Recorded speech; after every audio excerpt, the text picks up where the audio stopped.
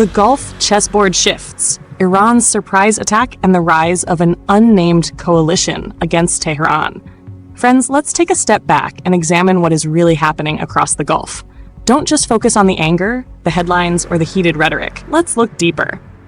Behind the public statements and military movements, there may be a much larger geopolitical calculation taking shape, one involving intelligence, military positioning, regional alliances, and the struggle for strategic influence in the Middle East. Donald Trump has reacted furiously to the reported surprise ballistic missile attack targeting U.S. forces and military positions in Jordan. His message was unmistakably aggressive. Iran should expect a serious response, a major beating, as Trump put it. But wait, we shouldn't focus only on Trump's fiery rhetoric. The bigger question is, what is actually happening behind the scenes? Let's break down the military and geopolitical calculations behind this developing crisis. Number 1. The real-time interception in Jordan. The reported Iranian attack was not simply a symbolic gesture. Ballistic missiles were launched toward targets associated with American forces in the region, creating a situation in which air defense systems had only a very limited amount of time to detect, track, and intercept the incoming threats. Trump also said he had seen real-time footage of the interception. On the ground, American forces had to react within moments, tracking trajectories, identifying targets, and coordinating their defenses to make sure the incoming missiles did not reach their intended targets. And this raises a much bigger question. Why launch such an attack precisely when diplomatic efforts were still possible? That timing matters, because when military action happens alongside diplomatic discussions, it creates a very different strategic picture. It suggests that the conflict isn't simply about missiles and military bases. It is also about leverage. 2. The double game. Diplomacy versus military pressure. This is where the situation becomes much more complicated. Before this incident, Tehran had shown interest in diplomatic discussions following an intense period of military confrontation with the United States. There were discussions surrounding the Strait of Hormuz. There were questions surrounding Iran's nuclear ambitions. And there were efforts to determine whether the confrontation could somehow be brought back toward negotiations. But while diplomatic channels were still potentially open, the military confrontation suddenly intensified again. That creates a fascinating contradiction. On one side is diplomacy. On the other, there are missiles. But in international politics, these two things can exist at the same time. A government can negotiate while preparing for escalation. It can talk about diplomacy while strengthening its military position, and it can threaten retaliation while still leaving the door open for negotiations. Trump's position appears to follow that logic. Diplomacy may remain possible, but Washington also wants to understand that attacks against American forces will carry serious consequences. And this is the central principle of deterrence.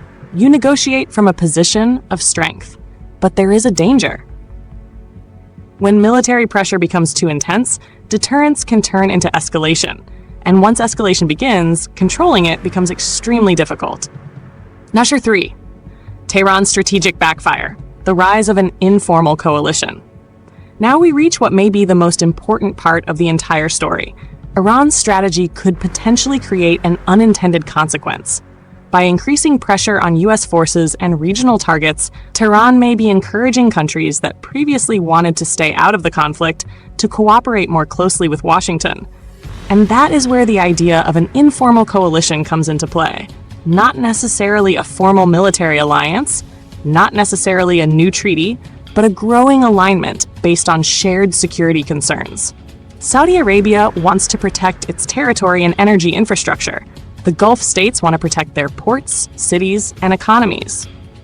Jordan wants to prevent its territory from becoming a launch pad for regional attacks. The United States wants to protect its forces and maintain deterrence. And Israel wants to prevent Iran from expanding its military and strategic capabilities.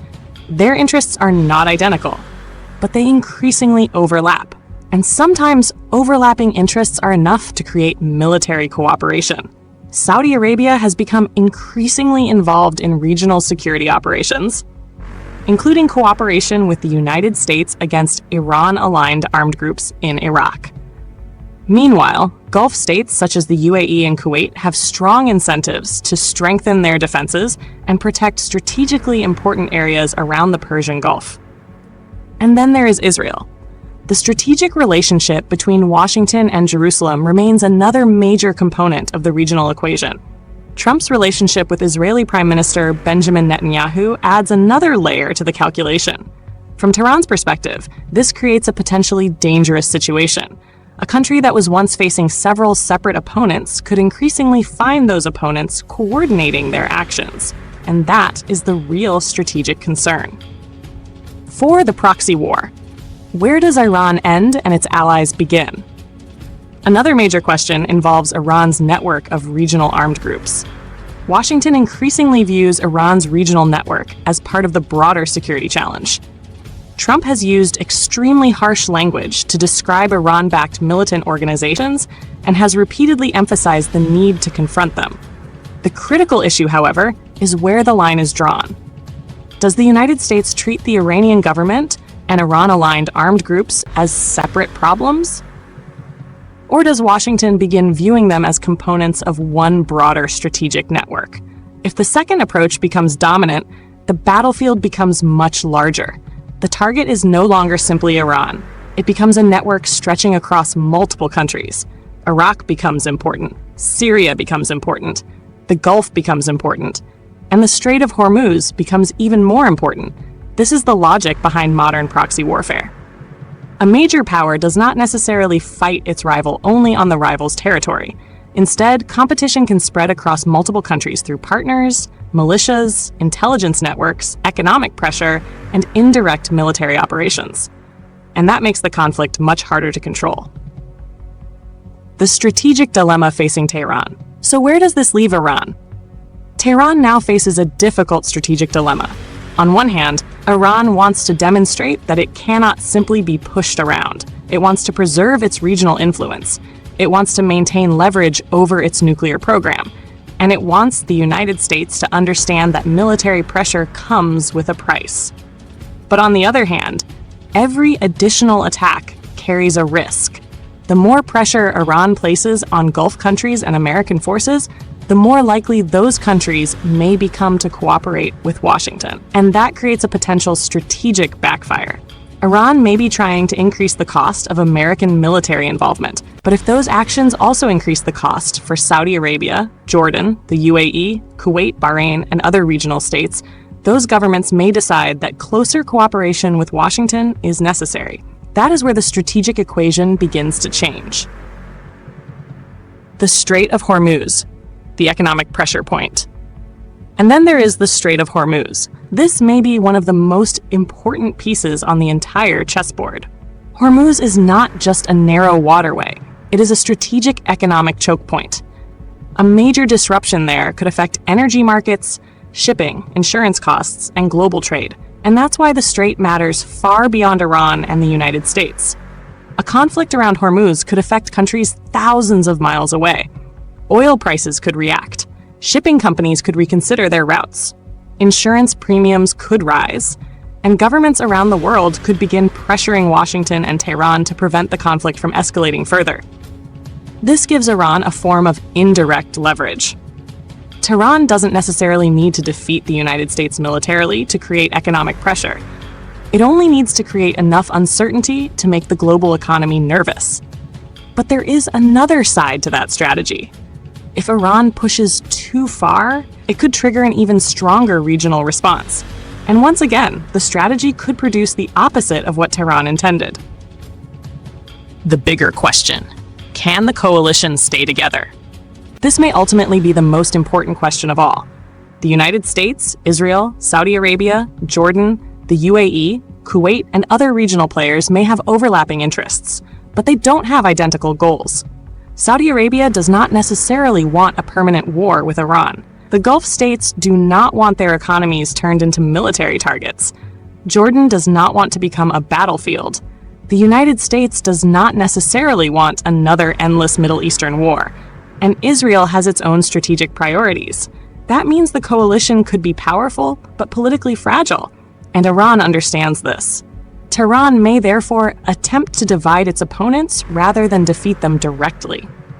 It could try to increase the political cost of hosting American forces. It could try to create disagreements between Washington and Gulf governments.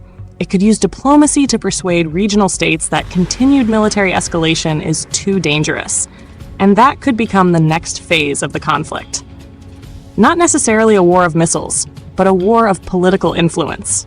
Doicho blinks first. And now we reach the most important question. Who blinks first? Does Tehran decide that the cost of continuing the confrontation is too high? Does Trump decide that further escalation is too risky? Do Gulf states push Washington towards stronger action? Does Israel demand maximum pressure? Or does diplomacy eventually create a way out? Because diplomacy doesn't always require one side to surrender completely. Sometimes every government needs to be able to return home and tell its population, we achieved something. Iran could claim that it defended its sovereignty. Trump could claim that his pressure forced Tehran to reconsider. Israel could claim that Iran's military capabilities were weakened. Saudi Arabia could claim that its security was strengthened. And the Gulf states could claim that they prevented a much larger war. That is what a diplomatic exit might look like. Nobody gets everything, but nobody has to admit total defeat. Final analysis. So friends, what are we really watching? This is not simply Trump versus Iran. It's not simply Israel versus Iran. And it's not simply America versus the Islamic Republic.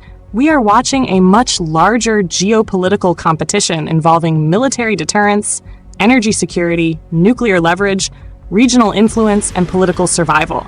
The attack in Jordan matters because it demonstrates how quickly a regional conflict can cross borders. The response in Iraq matters because it shows how Iran-aligned armed groups can become part of a much larger military calculation.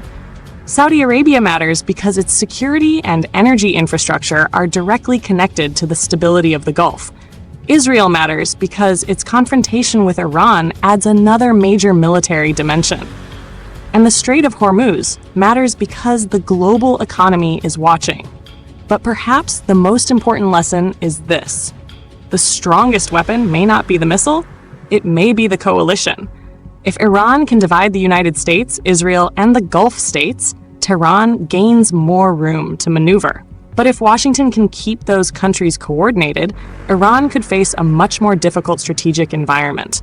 That is the real chess match. Not simply who has more missiles, not simply who has more aircraft, but who can maintain political unity under pressure. And that is why we should be careful with predictions that Iran is already defeated. We should also be careful with claims that a wider regional war is inevitable. Neither conclusion is certain. The situation remains fluid. Iran still has options. The United States still possesses enormous military power. Israel remains a major regional military force. Saudi Arabia and the Gulf states possess significant economic and strategic leverage, and diplomacy remains possible. But diplomacy becomes more difficult every time another missile is launched, every time another drone strikes infrastructure, every time another soldier is killed, and every time another government feels forced to respond. The danger is not necessarily that one side wakes up tomorrow and decides, let's start a regional war. The danger may be much more ordinary.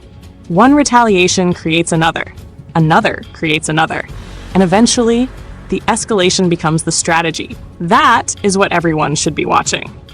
So the real question isn't simply, will Iran surrender its nuclear leverage? The deeper question is, can the United States and its partners create enough pressure to bring Tehran back to diplomacy without pushing the entire region into a war that nobody can control?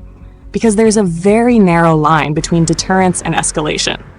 Too little pressure, and your opponent may believe aggression is cheap. But what does this mean for ordinary Americans? Now let's move away from Washington. Let's move away from Tehran.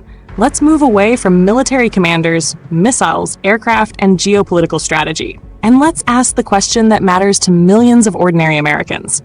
What does all of this actually mean for their lives?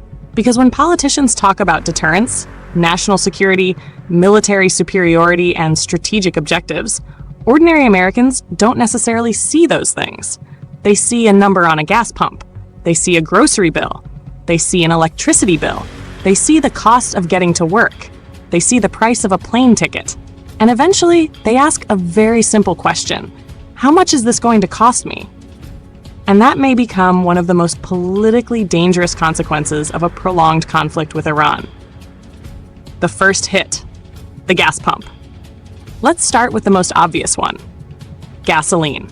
When tensions rise around the Strait of Hormuz, global oil markets don't wait for Washington to explain what is happening. Markets react immediately. Oil traders react to the possibility of supply disruptions. Shipping companies react to security risks. Insurance companies react to the possibility of attacks. And consumers eventually feel the result. The United States does not have to import most of its oil directly from Iran for Americans to be affected. That's an important point. Oil is traded in a global market. If a major supply route becomes dangerous, the price can rise internationally. And when crude oil becomes more expensive, the consequences don't stop at the gas station. They move through the entire economy. And Americans have already seen this dynamic during the 2026 Iran conflict. A Pew Research Center survey conducted in late March found that 69% of Americans were concerned about higher gas and fuel prices because of the war, making it the most concerning potential outcome measured in that survey. Site turn search 1. Think about that. P out Trump. They may disagree about Iran. They may disagree about Israel. They may disagree about military intervention. But when the price of filling up your car goes higher, political arguments suddenly become very personal, because the average American doesn't fill their car with geopolitics. They fill it with gasoline. And gasoline costs money. Then the effect moves to the grocery store. Here's where the situation becomes even more interesting. You might think, okay, gasoline is more expensive. I'll simply drive less. But the problem is that the economy doesn't work that way. Almost everything you buy has to move. Food has to be transported. Milk has to be transported. Vegetables have to be transported. Furniture has to be transported. Construction materials have to be transported. Online purchases have to be transported, and those trucks require fuel. So when diesel becomes more expensive, the cost doesn't necessarily remain inside the transportation industry. It can eventually be passed through the supply chain.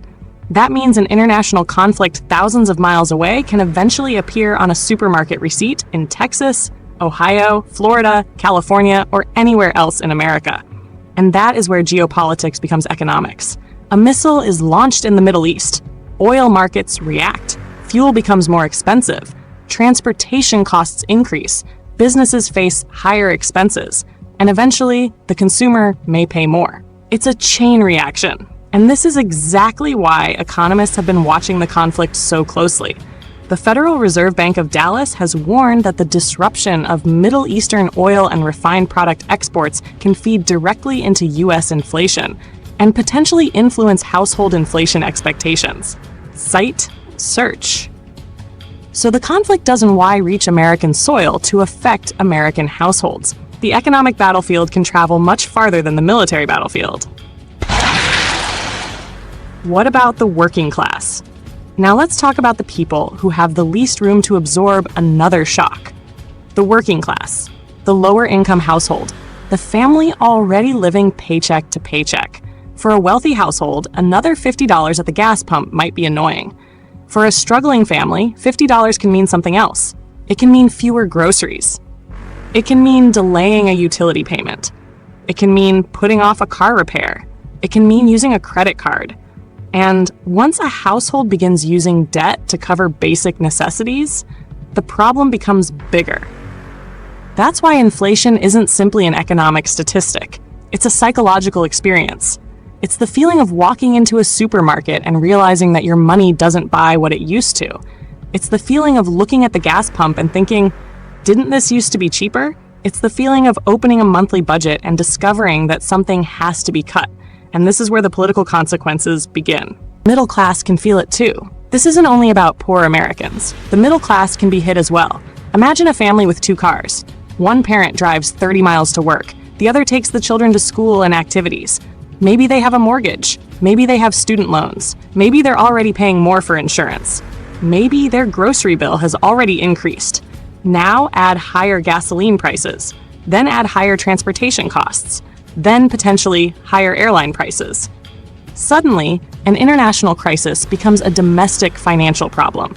And this creates a dangerous political question for President Trump. Can the administration convince Americans that the strategic benefits of the conflict are worth the economic cost? That is much harder than giving a speech about military power, because Americans ultimately vote with their wallets as well as their political beliefs. And then there's air travel. Let's not forget aviation. Airlines depend heavily on fuel. Jet fuel becomes more expensive when energy markets become unstable. That can eventually increase operating costs for airlines. And what happens when airlines face higher costs? Some of those costs can be passed on to passengers.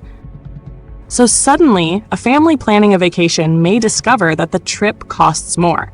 A business traveler may pay more for a ticket.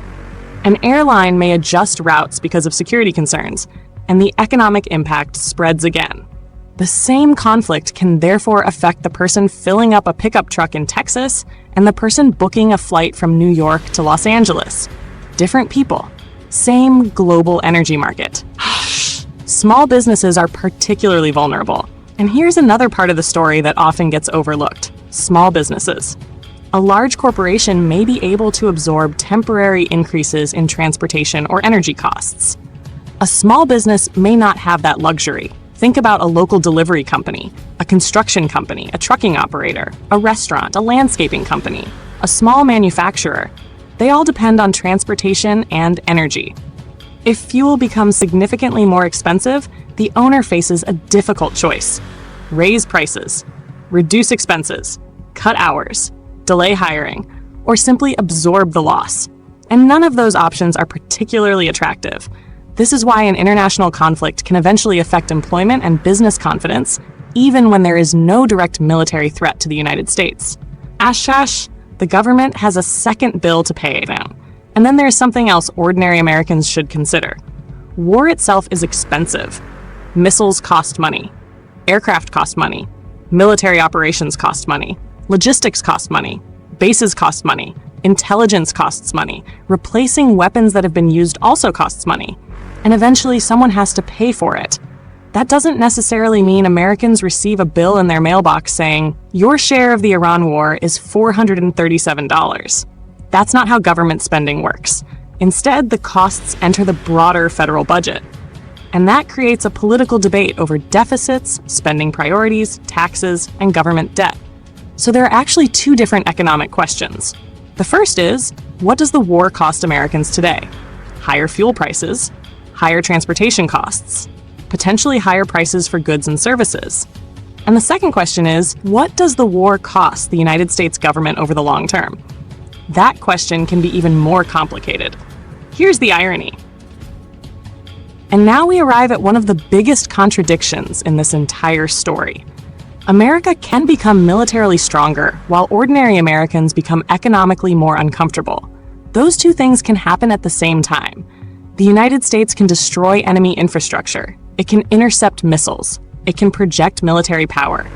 It can strengthen alliances. And at the same time, an American family can stand at a gas station and say, "Why is this costing me so much?" That's the disconnect between geopolitics and everyday life. Governments measure strategic victories. Families measure household budgets. Politicians talk about national security. Parents talk about grocery bills. Generals talk about deterrence.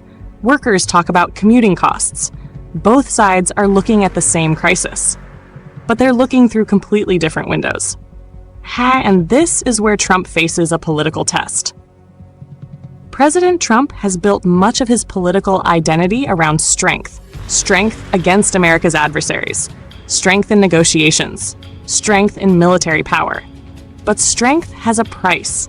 If the conflict continues for months, Americans may eventually ask whether the strategic objective is worth the economic consequences. That's when the political equation changes. The question is no longer, can America defeat Iran militarily?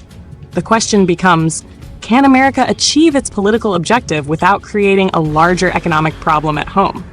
That's a much harder question, because military victory and political victory are not necessarily the same thing. What if oil prices stay high? Now imagine a longer conflict. Oil prices remain elevated. Shipping remains disrupted. Insurance costs remain high. Fuel prices remain volatile. Businesses remain cautious. Consumers become nervous. The Federal Reserve watches inflation. Interest rates become part of the conversation. And suddenly, something that began as a military confrontation becomes a domestic economic story. This is how geopolitical shocks work. They don't always arrive at your front door with a missile. Sometimes they arrive through a receipt. Ashash, the American worker may never see the battlefield. This is perhaps the most important point. The average American worker may never see a missile. They may never see a fighter jet. They may never see a military base in the Middle East. They may never even think about the Strait of Hormuz, but they can still feel the consequences. A truck driver may pay more for diesel. A delivery company may increase its fees. A restaurant may pay more for supplies. A family may spend more on gasoline. A traveler may pay more for a flight, and a small business owner may become more cautious about hiring. That's the strange nature of modern economic warfare. You don't have to be near the battlefield to become part of it. But there is another side to this story. We also need to be fair. Higher energy prices do not automatically mean the entire American economy collapses. The United States is a major energy producer. It has strategic petroleum reserves, it has domestic oil and gas production, and the American economy is much larger and more diversified than the economies of many countries directly exposed to the Persian Gulf. So the correct analysis is not, Iran attacks, America collapses. That's too simplistic. The real issue is more subtle.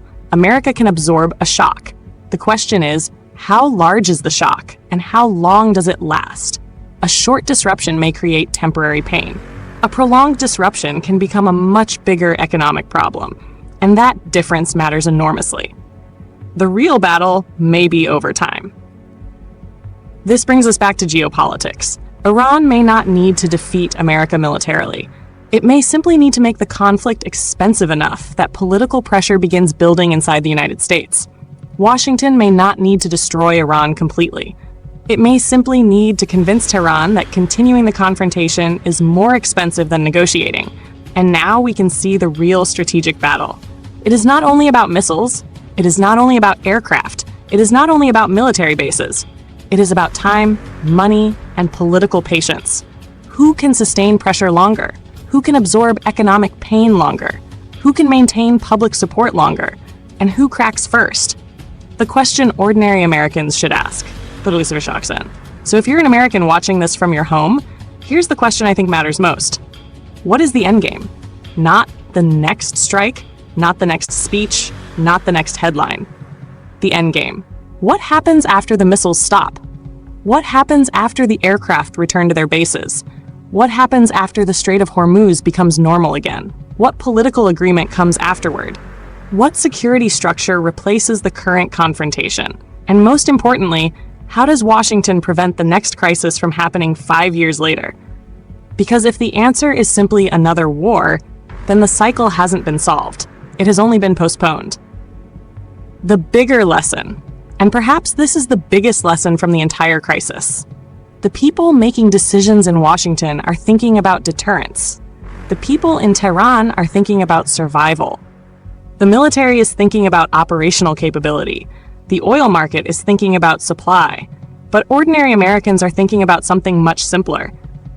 Can I afford my life? That question may sound less dramatic than nuclear strategy.